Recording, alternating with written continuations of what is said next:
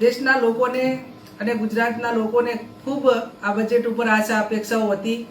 પણ તમામ આશાઓ જ્યારે ઠગારી નીવડી છે ત્યારે આજે દેશના નાણામંત્રીએ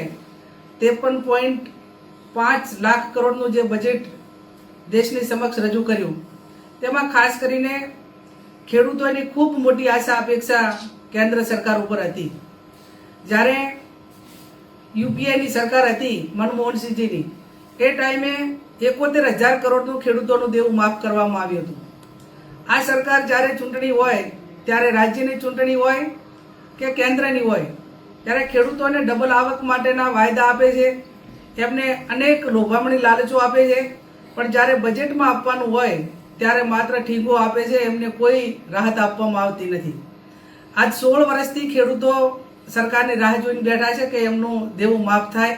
પણ એ આજે પણ આ વર્ષના બજેટમાં પણ એ વસ્તુ ક્યાંય દેશના નાણામંત્રી મારફત સાંભળવામાં ન આવી. ગઈ વખતે 2025-26ના વર્ષમાં ખેડૂતોને